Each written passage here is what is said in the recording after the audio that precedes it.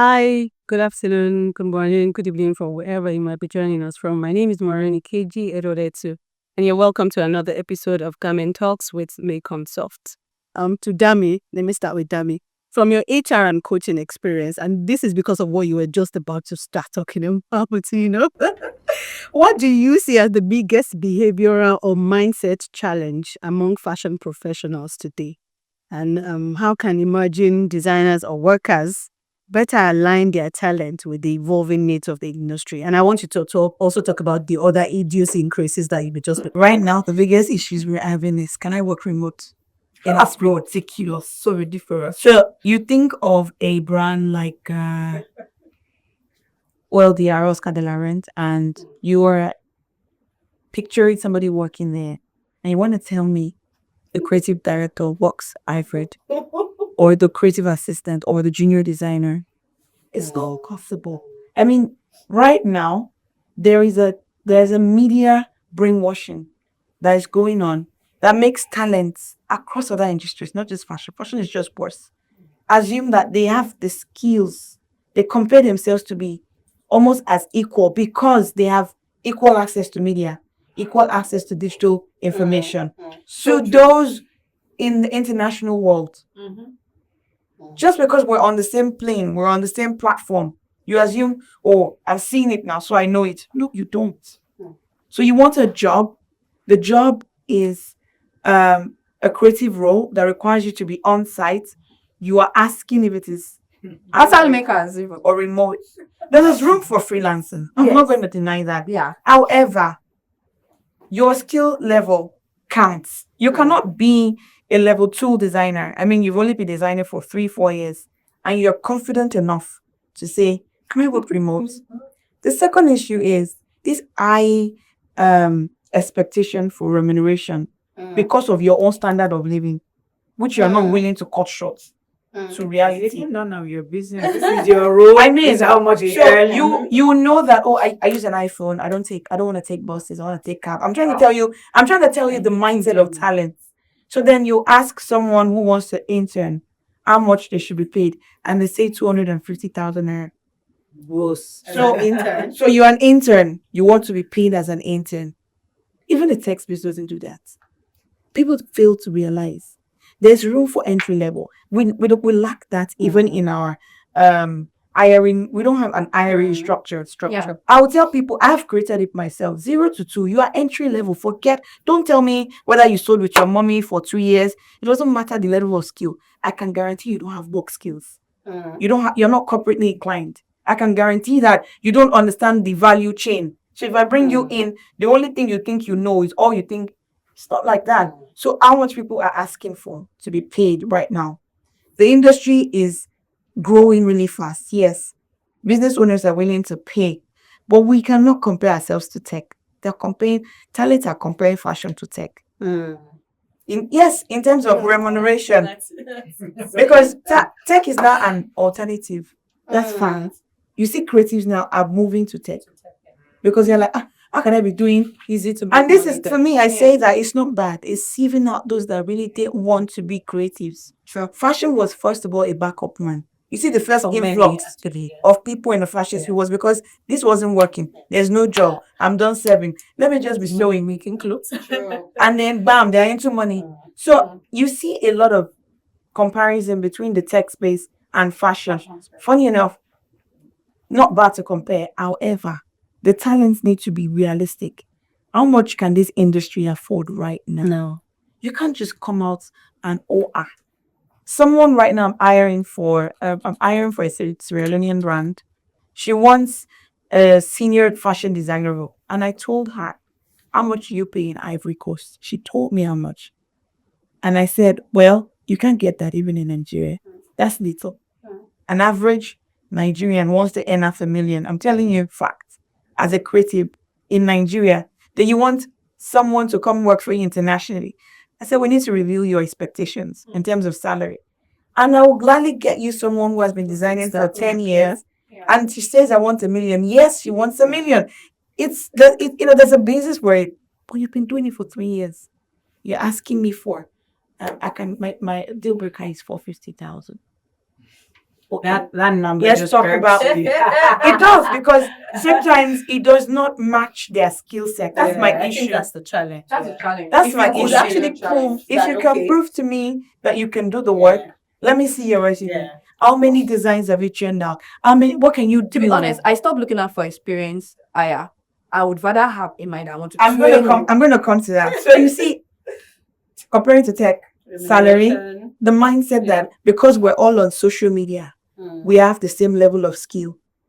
They are totally wrong. I tell people, why do people love Devil Wears Prada? That's just a snippet to the reality of what it means to work in fashion. And the truth is, they demystify it, but we don't want to accept it. You don't want to accept that. You've got to pay the dues to grow in fashion. It's creative.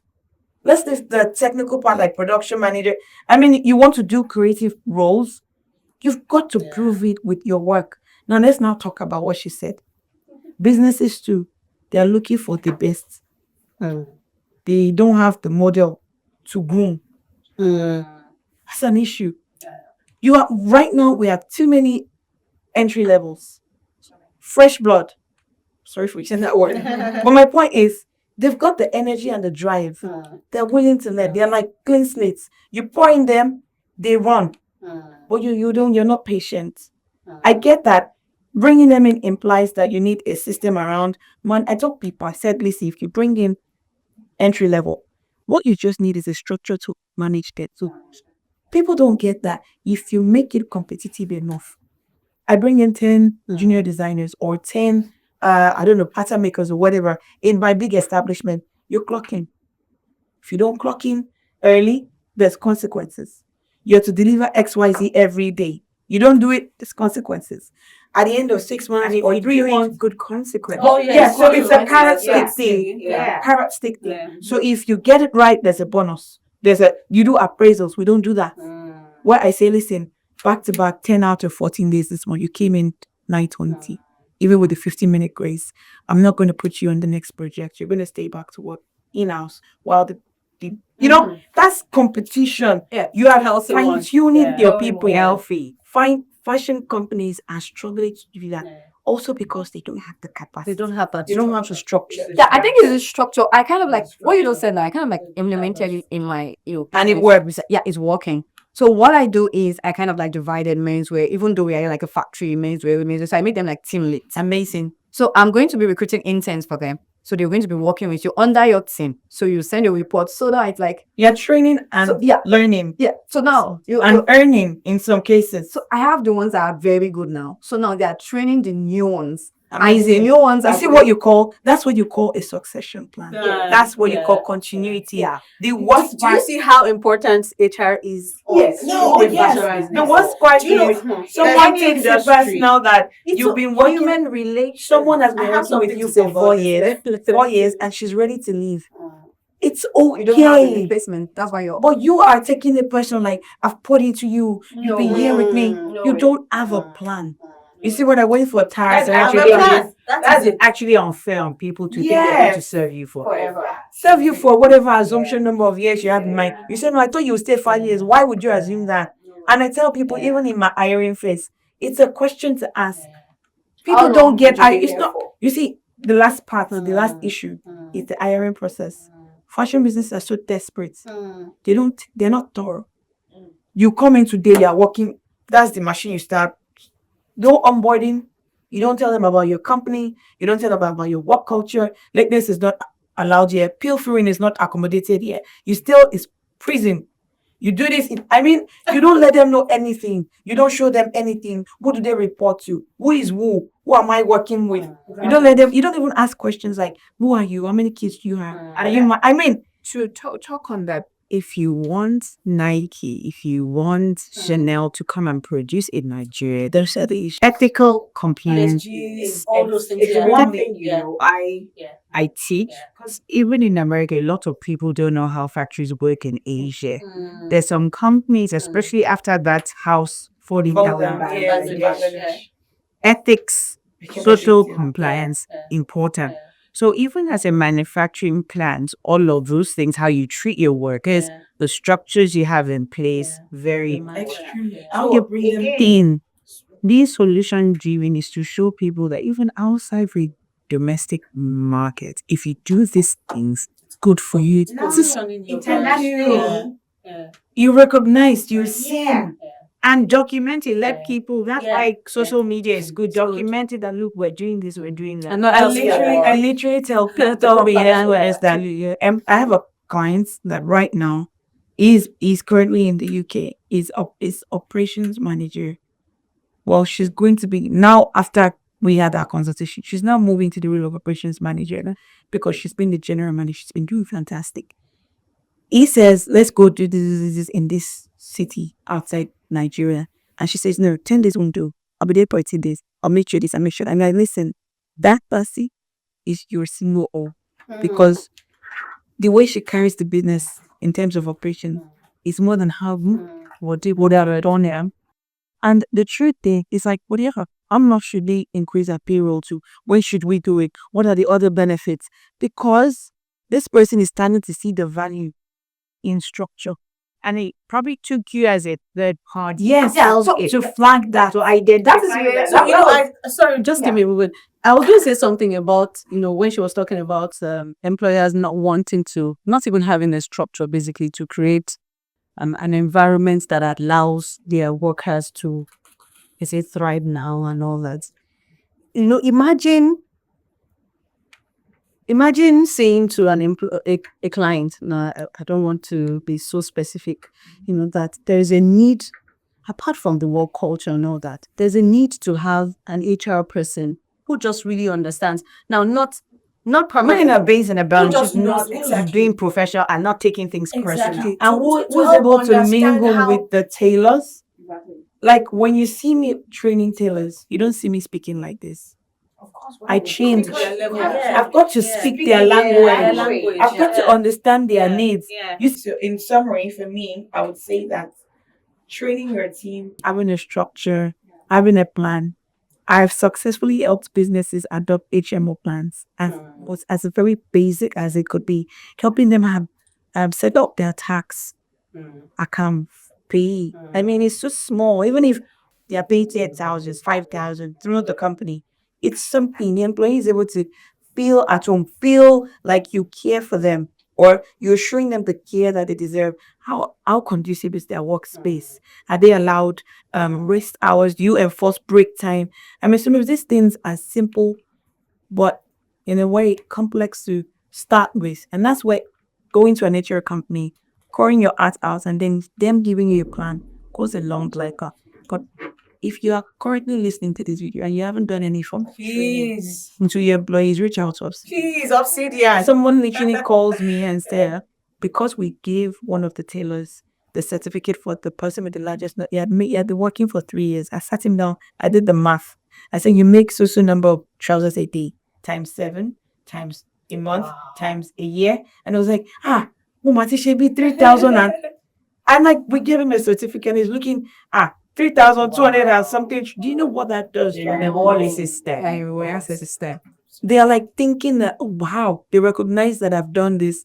Even if he plans to leave, at least he will skip it a bit and say, okay, there's some form of good here beyond recognition. Recognition, you're just doing one day In life, two things because it's right. The one thing, for me, I like to leave everybody I come in contact with feeling good. So you just recognizing what they're doing. If he leaves tomorrow, he's going to remember that. So, yeah. Thank you so much. I think basically what I got from what you said is, apart from the other things, systemize or build a structure around reward recognition for your team members. It's so important. All right. To you, ma'am, the question is, you walked across the markets to and the US. How do you think cultural and structural differences shape how product development happens in both ecosystems? Somehow you touched on it while we're explaining earlier. And then what do you think local brands can learn from global product development practices without using authenticity? Okay, I'm going to start with the second question. So, I tell people, you have rules, learn the rules or the basics or the foundations, and then you're able to break it. because you understand, the basics. When it comes to global product development practices, they're flexible according to your target market, your aesthetics, everything you're doing. So it's more, how can I put it? It's the foundation, then you apply it accordingly. So if you have a brand, right, you're doing, ethnic inspired pieces, right? If you are going into product development, all you're doing is putting the process in place. So your designs are not changing. What you're doing is that the processes, all the skills, all the practice in place to get the best product out. When I teach, I tell people, whatever you're doing as a brand, think of your target market. And that influences every single decision they're making. Yeah. Product development is just, okay, you've put the structures similar to HR. If I'm making a product, it goes from, trend forecasting, mood boards, tech pack sampling, some go prior to the other, some simultaneously. So it's just the structures and then you add it to your brand. So I will say, you can be very authentic. It doesn't disturb your creative, process. But it will inform your creative process, because if you're offering, I tell people, you can come to me, I can make a $5 t-shirt and I can make a $5,000 t-shirt. So that's where product development comes in. How are you finishing? The differentiation and thank you. So people tell me that if you buy a bag for 500 naira and 5 million naira is the same thing. It's not. It's not. Every single step for me, and I tell people, if you do not, when you hand it to your target audience, then yeah, every single thing that I do, how I finish, even my hem allowance is decided by how much I want to sell something. By your hem allowance, I can tell you if you're a cheap brand or not. Absolutely. Different things. So that wouldn't change your authenticity. It will change, how, where your brand falls, that you high and that you bridge, which is like mid price or your low, price. So it won't change your authenticity, the values, the mission of your brand, right? So product development, like I was saying, Anu, we're just there to execute based on the information we give us, which is why I'm going to ask, what is your end price for this product? That informs me on how, the things, what your fabric, your notions, everything is determined by your target audit. So the first question, you've worked across markets, Nigeria and the US. How do cultural and structural differences shape how product development happens in both? Okay. So with that, I would say with the Nigerian, when I think about, product development, I don't know a lot about the Nigerian industry. And all that is even it's a new, industry. But I will tell you that for me, being a Nigerian, living in the US, culture matters to me, which is why I won't name the countries, but there are two countries, huge countries, one even more popular than the other. I tend not to work, especially on my things in that country, because culture lacks. They're very technical, which is good, and which is why they're the superpower when it comes to manufacturing. Yeah, they're very technical. They're very mechanical. I love human interaction, so I work with the other countries. And that is very Nigerian. So that informs that is where I reach that. If I have someone say, oh, if I'm consulting and you say, okay, they produce in that country, I don't have a problem. But personally, if you ask me, I'll say, oh, why didn't you try this country? They care more. They're more. It's not all about money. For me, I believe in building lasting relationships. I have people who are almost like family. because I've just nurtured that, and they will go out of their way for you, right? In product development, right? If you send a tech pack to a certain country where they're very technical, no human interaction, we're humans, we make mistakes, right? If there's a mistake, they are not going to ask you. Whatever you put in that, because a technical pack is like a Bible, is a de facto agreement, to the factory. I've seen why a particular brand decided to come back to produce in Nigeria. Yes, I don't want to name the brand. She went all out. She went to the same country, the same big superpower in Nigeria, and for some reason she had a lot of bad experiences, and I think largely because of what she said. Yeah, also, another thing I tell people, you do not know anything about product development and you want to go and talk to a factory that produces with teams of 300 members. See, they will swerve you in the sense, because there are a few questions they ask you. If you're not able to add that, they have you. They know what they can get away with. So if you go, you don't have the product developer, you don't have somebody who's going to check before they even said things. You have that from. I had a brand. It's just like you're going to say, brand, huge, a lot of money pumped into it, and then someone calls me and says, "Wow, they have." I think I shared the experience, and I like to share to show people there's nothing glamorous about fashion.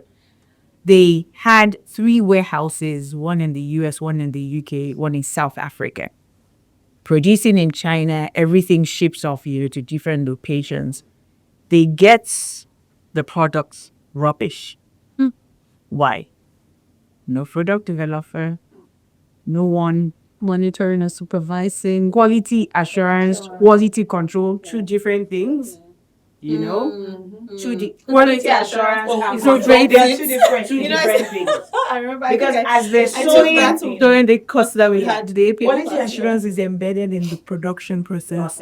Quality control is it has happened. even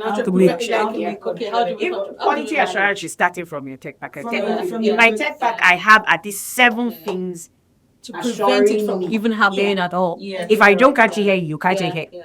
So first and foremost, they didn't have quality assurance, quality control. No one inspected the goods. Everything gets in the US. Gosh. Fix it. Has been spent and Fix it. They called me in. I'm charging my fees. The factory in America, of course, is expensive because labor is expensive in America. So they paid probably 3 times more than the actual product was worth. But it was well done. I remember the CEO emailing me. We're able to salvage, I think, 85% the products. He emailed me because he had Beyonce wear one of her jackets. I feel like, thank you so much, But I don't know what they did with the product. the rest. Yeah, going to South Africa. But it's a huge loss. Huge. Imagine opening everything, bringing them out alone, even before you start, is a lot of money. But I don't want to go off on a tangent. Again, cultural differences matter to me. And I've been to Vietnam, all over Asia, and what I would say, I'm trying to read the question so I can wrap up and be concise about it. So again, product development, how does it shape it? Hey, if you want people who are more friendly, listen to you, have your back, they're not too technical. If there's a mistake in your tech back, they tell you that, oh, are you sure this was what you wanted? Yeah, some countries you will have that. And I have a feeling Nigeria is going to be that kind of country. definitely, which is why I'm so excited that the things are, I've had people make in this country a mistake. They did not do anything. Made thousands of pieces like that. And it was a colleague, an American colleague, so they could have told me. But no. There is no emotion, behind it's just the numbers. So it's the numbers. And humanity has to come in. It has to come into. So to wrap up, I'm actually even feeling bad sometimes when something goes wrong, I'm just like, can you bring out thousand you naira to buy this. And when I tell them, they say, okay, like they tend to consider that. Or sometimes I just like, imagine you're the designer. How would you feel about it? I just feel like, maybe they are being tough about like, just imagine you're the designer, you've invested so much into this. Do you And the truth, yes. And I would come back to what she said, all agree to. If you decide from the get-go that it's not personal, you will not make that error. And even when that error occurs, you will handle it because it is not personal. So in my head, I think about it. If somebody does such a blunder on my job, what was my role in it? Did I provide the information thing here? Did they put the processes in? If I did, then you can't blame them. I can be hurt, but I cannot be mad. I can blame. Yeah. But if I did everything right and you still made that error, I'm coming for you. Which is why a technical fact is a payment. What are we all human? So that's it's an That's when they balance and it. in turn also you have to give them grace. There is making a mistake. Let me quickly close on the structural differences. We've spoken about that, a lot. So I will come to Nigeria when we're talking about that, because everywhere I've worked, manufacturing is structured to it. It's an ecosystem. Everything is feeding off each other, which is why sometimes when people say produce in Nigeria, I want to, but it's like it's an ecosystem that the more we train people, the more we get information, the more we produce ecosystems. They start to grow based on that hub of what is happening. So in Nigeria, we've all said it's structure. Again, this is a shout out to the Nigerian government. We love you, but we need to have power. Yeah. That is what I think, in Nigeria might be something pulling us back. Yeah, power. But again, if you're starting a business, invest in, inverters, solar panels. It might be capital intensive initially, but it will work out in the long run. So structurally, Nigeria, we have a long way to go, but we had every other thing to support this business. Again, I'm going to round up saying we are, the purveyors of fashion. We're setting the trend, but we're not benefiting from it. And that's super unfair. But we have to be ready. When there's a process, when the opportunity comes, we're able to jump, and there's no process yet. So again, structurally, Nigeria has to position itself. So we have everything it takes, but the structures. We have the youth, the population, the charm. We have everything. And your vibe. I love the fact that you said we have, and I see that when you say youth, I'm thinking of myself. Or you say the population, I'm thinking of the government or wherever. Or you say that, there are some states in Nigeria that they constantly have, and solar. I mean, there's solar power available. And in my head, I'm thinking, think of the north where it hardly rains. Maiduguri, you're thinking of rural, you're thinking of these states and those cities, and you're wondering if I had production going on there, I most likely would never have to look for electricity. I will have enough storage, I will have enough to run, and of course the day cost of production is low. Yeah, the truth is it's still very, very hard there because every single person is surviving on their own. So we don't have that convergence yet. Well done. That's why I said that ecosystem. Ecosystem. But when there's structure, the hub will come. It's almost like biology. Remember how if you go to a particular what's the word? Like a particular, like not vegetation, how you have savanna, the tropics. They're insects, they're animals there because once a lion is somewhere, other things will follow. It's like the it feeds on itself. So when there's structure, things, other things come and supply attach to that structure. It can be life changing for Nigeria if we can get it right. Altering, yes, we can. It can. So I'll wrap up. Thank you for that. Yeah, that was a robust one.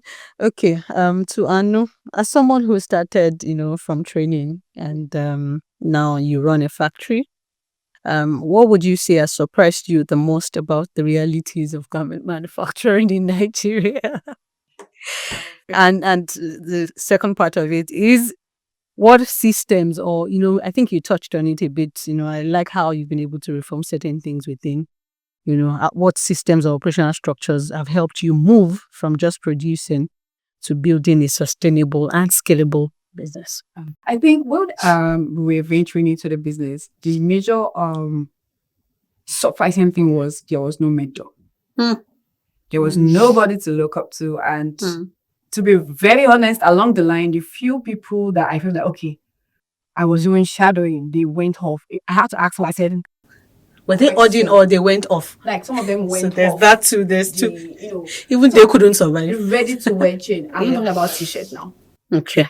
T-shirts is striving. But when we talk about the women's wear, the ready to wear, you understand what I mean by that? Everybody started going towards t-shirts.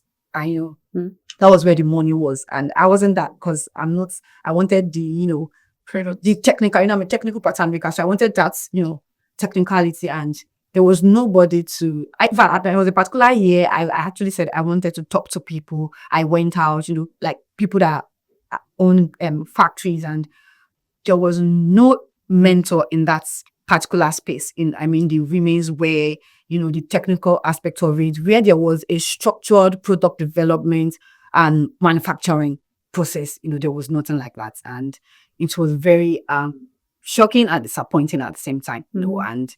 And I remember questioning myself if I want to continue in this, knowing, when there was this thing, they say, okay, you need to study someone, you need to be able to, and then there was nobody like that for me. So it was like a rough patch. And sorry to the second part of the question. Yeah, so what were the operational systems that you put in place that sort of helped you to navigate? So it's a really long journey because there was nobody to foreshadow. There was nobody to kind of like say, oh, I really want to, rep. And if I traveled to Aba to even screwed. Yeah. To even, to understudy them. Yes. The plan was to study them. Because they could, you wouldn't have a definite or a defined path. Like you said, it was screwed, and because, they were trying out clothing and I'm like, I'll do that. But I went to kitchen. Was kitchen? It's in Yaba. Okay. When you hear kitchen, that's Damn the it. source, the heart and soul of the worst form of quality. Are you serious? Okay. That's the first. So it's like a production facility. In Nigeria, Name dropping. Oh my god. it's not owned by anyone. So Oh, a couple of things. Okay. It's like a market. It's worth just exploring if you're in fashion. Because I'm telling you, I've heard about them. I didn't know it was called kitchen. not rubbish. There's no one. No. It's because of the cost of running and the cost the cost they charge. If you up how everything, much they will earn, it will change, and you give them structure. Yeah. If you move that kitchen Yeah. to an industrial park, Yeah. oh my god. So it will be like another Abba. I'd love to see. Wow. What they do here, Wow. Lagos, they're in Yaba. In Yaba. They are the center of the trends. If you wear They're this constantly churning out. So that's like Zara. That's what Zara. Exactly. That's what. That's There's the no motto. head or tail. There's no ruler. There's no leader. No every. And it's individual. Two people can own a machine. You're the cutter and the. What do you want me to sew? You show them the picture. Say, where's your fabric? They just take your material, fold it, lay it. If the armhole on the left is bigger than the right, You will take it that way. there's no pattern. There's no. But you see, they've got and yet. People come from all over Africa. What they've now done is that they've also learned. If you, at this point, I'm willing to do a research in there where people and them, they've also learned what sells. So now they focus more on what sells, lycra, on the stretchy fabric, Which also is with the one mesh, of the mesh top hat. What's it called? Yeah, it does. The turnaround time is fast. The inseams, it's not much. The techniques you need to join it, it's not. I'm so sorry that when you think about it, they are making money. Yeah. If I manufacture 1,000 naira for you, Oh, they can turn off on and In off. fact, let me chip this. When you tell me your price, when you come to me, like I said, So they're like another China, basically, who give you the standard you can pay for. again, so it to comes speak. back. I think What, in summary, structure, and I'm going to allow you continue. Structure. If they had Yeah. structure, If they had structure. Yeah. It's the same thing that goes for Abba too, if they had structure. The Yeah. generators are right in front of you. Hey, my goodness. I mean, there's that's very dangerous. But and I like the boy. but they have to make it work. If for them it's life and death, I have to eat. So Yeah. So going all around studying, the channels. You went to kitchen. Yeah. What was feeding Lagos Island? Kitchen was feeding Lagos Island. Wow. Meaning, Nemo, Yes. local Wow. communities in Lagos and Nigeria. All this Ankara, Bubu, Yeah. Dubai. That's where they're training They're out training from. out. So I want to go there. I think I want to go there too. We should plan a trip. Yeah. Plan on that. Interested in that Baba, Lagos Island too is contributing in fast. All this Turkish van that they make it in Lagos Island. But Lord, where is a factory there? Good one. So I did I didn't mind this. All this Turkey where the business half of them is not Turkey. But these are Jamaican. They even have their label because when I went to a bar, I saw their labels. I'm like, so what's this? 42, 40. They said women's wear. So it said, oh, the Turkey brand. It's the European size. I'm making any sign want to label This is hilarious. So It's going smart. all around this history and trying to learn and realizing that there was no one that had the the capacity to really make this work. I mean, everybody was just doing Their own, showing yeah. science. That is it. And I think that to structure it is quite expensive. And it's a long-term investment. And I don't think, because if you're doing t-shirts, I mean, if I just know someone that knows the governor or know someone that knows like. But guess what? Even the t-shirt that you're referring to, they don't produce no. It's even the fact that they import these t-shirts. All the t-shirts you are talking about, they are not made in Nigeria. They are not. Very few. But as I can mention, I don't want to start dropping names, but all the t-shirt brands that are imported from India. The very, what's it called, competitive brands that in the open market, they are imported, owned by Nigerians, by the way, Wow. but manufactured abroad. I was talking about customization. So it's that printing. That was just right. So I feel like And the your whole umbrella. thing Yeah. I was looking up to at the end of the day was Switched into that. switching to so that I can't blame them because I mean, in fact, at the start of the business, I had a bigger team, but I had to kind of step back.